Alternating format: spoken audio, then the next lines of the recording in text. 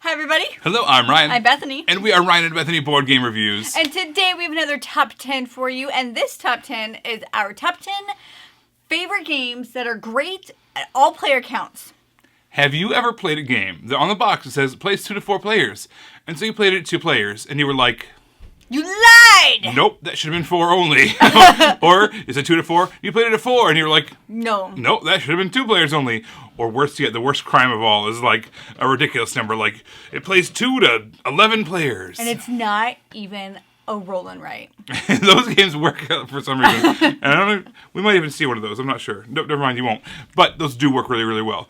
Which is, we'll just say that up front, like a lot of those games that are a multiplayer solitaire style game where one person has a page, like a sheet that they're filling in, and then someone rolls a dice and everyone reacts to it. Those all work really, really well. So just as an abstract thought out there, and I'm they sure all work well. There's really just a ton of games that would belong on this list, but these are the games that Ryan and I have found throughout our gaming career to do that. Like, we have played all these at 2, 3, 4, whatever it says, and we either feel like that the gameplay is the exact same or the game experience is the same feeling between those player counts.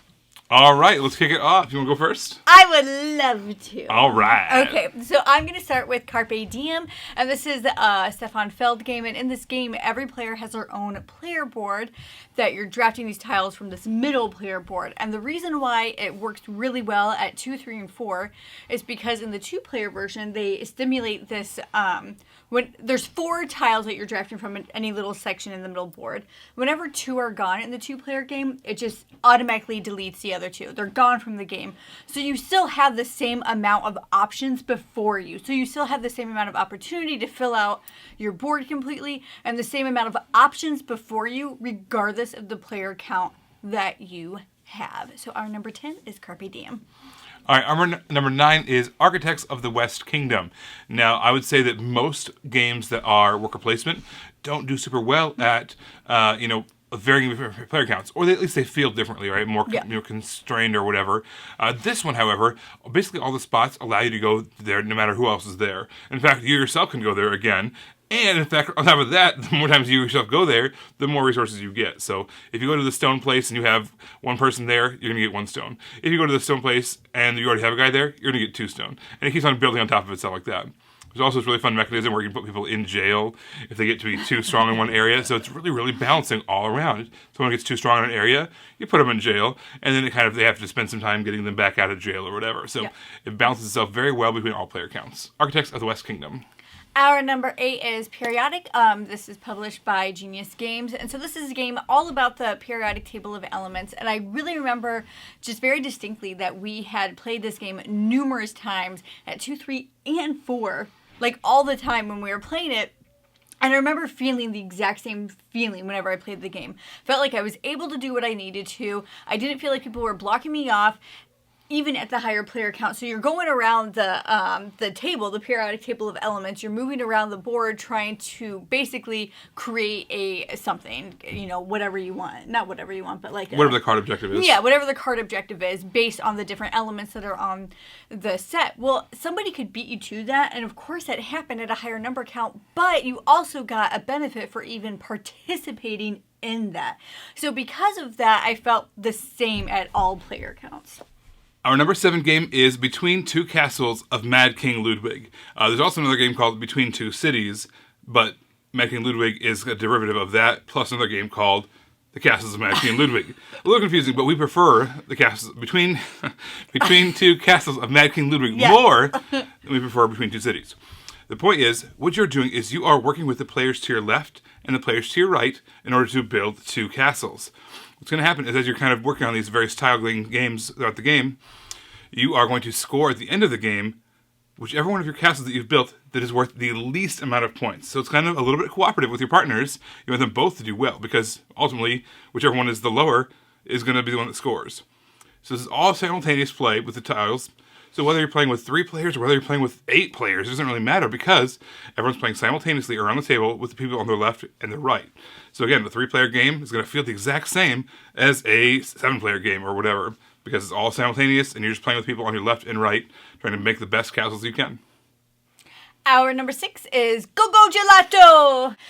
So Go-Go Gelato is a game that is a logic-style puzzle game. It's kind of geared towards older kids, but basically you have a card that's flipped over and you have all of these pieces. You have cones and you have gelato and they're all different colors and you are trying to be the person to match the card first. So you're moving around trying to get all of that done. And I feel like this was a game that Ryan and I both played a lot with all of our children. This is a game that we played a lot individually with our kids, and we still had the exact same amount of enjoyment, and they also had the exact same amount of enjoyment whether they are playing one-on-one with us or whether we are playing as a family. And so that's a really good thing, I think, for a kids game, that it goes well one-on-one and it also goes well as a family unit. And it's a race game where you're all playing simultaneous. Exactly. And as a parent, I will still handicap yourself? Yeah, I will make myself go a little slower than I would, or I will still make the puzzle as fast as I can, but then I'll slow down on saying that I'm done with my puzzle. Yeah. Because you have to yell, Go-Go Gelato! Yeah. All right, our number 5, this is Cottage Garden. This is a tile laying game. All the tiles are out there in a big, huge ring around this drafting board where you're drafting these tiles from. This is an incredibly cool way of drafting these tiles, right? Where you kind of move this little dice around, and it both tracks around and tells you what tiles you are able to buy that round. The board fills up, and you have to replace it at various times, but the whole time you can kind of see how it's going to fill out. No matter how many players are going out there, you can see how the tiles are going to refill so you can know what you're going to draft. Also, on your own player board itself, no one can really mess with your own player board. So it's not like, whether you're playing with 2 players or 4 players, your board is your board. You're just adding tiles to it. It's just all about the drafting, which again is scaled perfectly between the number of players, and you can see how it's all going to shape out just by looking at where it's going to go and how many rounds it is. Yeah. Cottage Garden, number 5. Works great. And there's little cats in it. There's cute cats. So our number 4 is Kanban EV. This is a game where you're working at a car factory building electronic cards.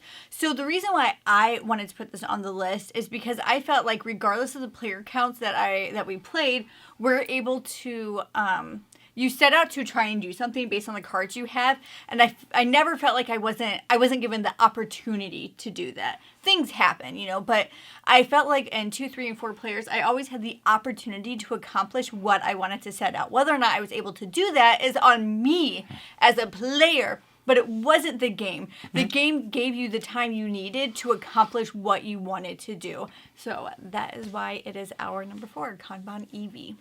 All right, our number 3 is SAGRADA.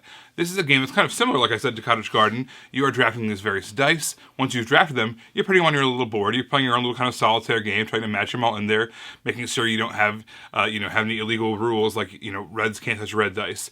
Number 3 pip dice can't touch 3 pip dice, and how you organize it. And some spots have parameters that you have to use. So this spot on the board has to be a 3 no matter what. This one has to be a purple no matter what. So as you're drafting them, you're doing your own thing. But as far as the draft itself goes, you're always going to draft 2 dice on your turn. And it's a snake draft. So if I'm the first player, I'm going to draft the first one. Then whoever's second takes one. Whoever's third takes one. Whoever's fourth takes one. And then whoever's fourth takes another one. Then whoever's third takes one, second. And back to me, so I take the last one. So I have the best pick and the worst pick. That's true no matter how many players there are. If there was only 2 players, I'd pick one, you pick one, you pick another one, I pick one. Yeah, so and you're drawing less dice. Exactly. You have less to choose from. So it's the exact same feeling. For the first player, you get a good one and a bad one. If you're the last player, you're going to get 2 middle-of-the-road ones. Yeah. And so basically it works out really, really well no matter how many players you're playing with. All right, everybody, our number 2 is 7 Wonders. We should have made that our number 7. 7 Wonders. We definitely missed an opportunity. But it's high enough to be number 2 because... Oh, because it's just amazing. This is another game that is simultaneous play, so everybody's playing essentially at the same time. So whether you play 3 players or whether you play 7 players, you're all drafting and pooling your cards at the same time. You take, you have a card, you take 1 card, and you pass the rest, and then you go until everybody has 1 card and it's just discarded.